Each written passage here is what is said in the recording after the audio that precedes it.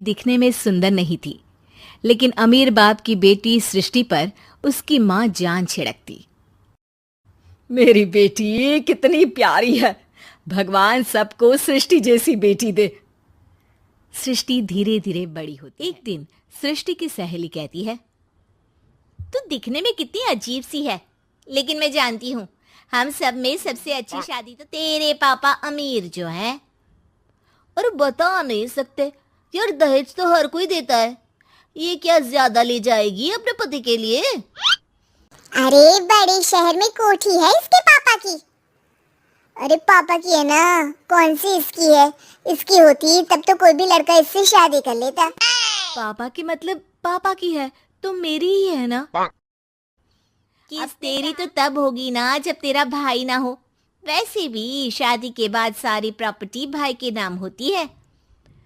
सृष्टि समझ जाती है कि उसे किसी भी हालत में माँ बाप की सारी प्रॉपर्टी को अपने नाम करना है।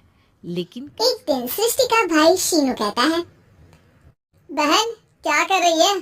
तुझसे एक बात करनी है। अरे हाँ हाँ करना, मैं तो तेरी बहन हूँ। बहन मेरी लाइफ में ना एक लड़की है, बहुत अच्छी है।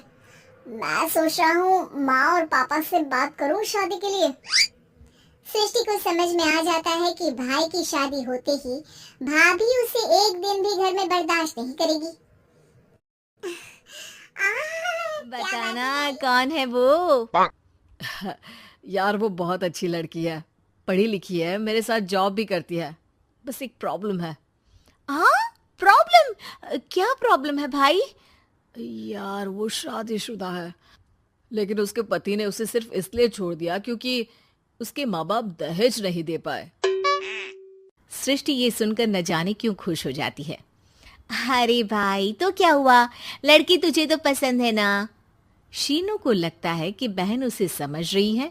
वो इस बात से अनजान होता है कि उसकी बहन की मंशा पूरा घर हड़पने की है।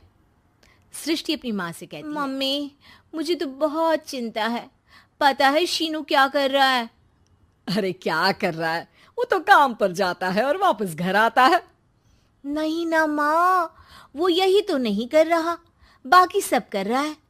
आपको पता है उससे प्यार है, और वो भी एक शादीशुदा लड़की से। ये क्या हो गया? मैं सोसाइटी में क्या मुंह दिखाऊंगी?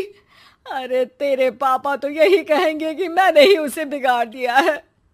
माँ देखो, मेरी बात मानो, पापा पर भी विश्वास करने की जरूरत नहीं है। अब आप ही बताओ, पापा इतनी देर घर के बाहर रहते हैं क्यों? बोलो। अरे बेटा वो तो नौकरी करते हैं ना। तू बहुत भोली है माँ। पापा का ऑफिस तो 7 बजे खत्म हो जाता है, लेकिन देखो कितनी देर से आते हैं। अरे नहीं नहीं बेटा, ऐसी कोई बात नहीं है। सृष्टि माँ को एक औरत से बात करते पिता की फोटो दिखाती है। देखो माँ कैसे हैं पापा। मैं ना कहती थी कि पापा सही नहीं है। मैं तेरे पापा से बात करूंगी, दे फोटो मुझे। ओ माँ, वो तो डिलीट हो गई। लेकिन चल, तूने तो देख लिया ना। पापा से बाद में बात कर लेना, और हाँ मेरा नाम बिल्कुल मत लेना। हाँ माँ। अब क्या था, सृष्टि की माँ शुरू हो जाता है। सृष्टि के मन में क्या चल रहा था कोई नहीं जानता था।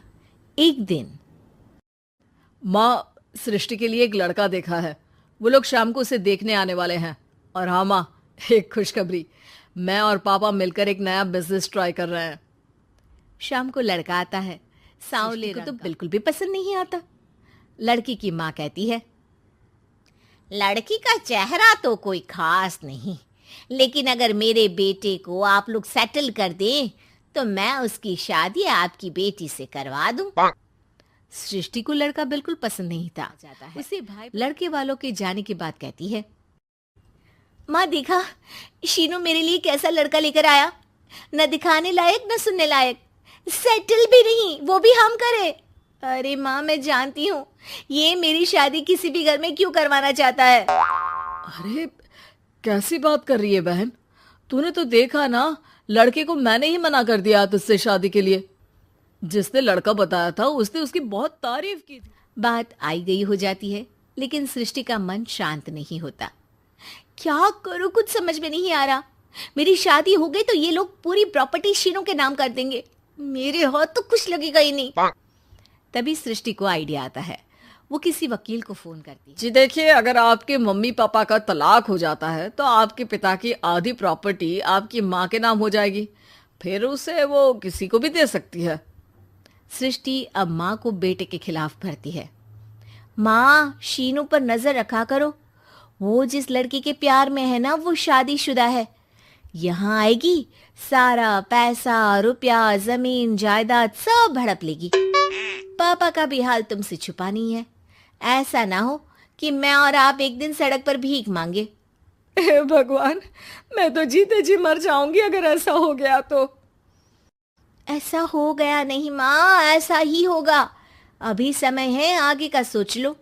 मैं तो कहती हूँ पापा से आधी प्रॉपर्टी लेकर अलग हो जाओ। पापा की आधी प्रॉपर्टी भी हम लोगों को अगर मिल जाती है ना तो अगले 7 जन्म सफल समझो। बेटी के कहने पर पति से तलाक लेकर अलग हो जाती है। सृष्टि अब पैसों से गाड़ी और अपने दूसरे महंगे शौक पूरे करने लगी। उसके दोस्त भी उसके पैसे इस्तेमाल करते। सृष्टि, कल तुम कहाँ थी? मैं सारा दिन घर पर अकेली थी। तो मैं क्या करूं? मैंने ठेका तो नहीं लिया है ना तुम्हें संभालने का। माँ को सृष्टि से ये उम्मीद नहीं थी।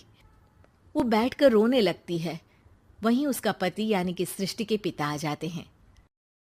मैं जानता था कि तुम्हारा यही हाल होगा, तो आपने मुझे रोका क्यों नहीं? मैं रोकता तो तुम रुकती क्या? सृष्टि के कहने पर तुमने मुझ पर, अपने बेटे पर शक किया, लेकिन तुम ये भूल गई कि कैसे हम दोनों ने मिलकर जीवन में इतना सब खड़ा किया। माँ पति के गले लग जाती है। मुझे माफ कर दीजिए, मैंने आपकी कमाई का एक बड़ा हिस्सा गवा दिया। कोई बात नहीं, तुम साथ प्रॉपर्टी खड़ी कर दूंगा। तभी वहां सृष्टि आ जाती है रोते हुए। माँ, मयंक ने मुझे छोड़ दिया। वो बोल रहा था जब तक मेरे पास पैसे थे तब तक ही वो मेरे साथ था। पापा, माँ, मुझे माफ कर दीजिए।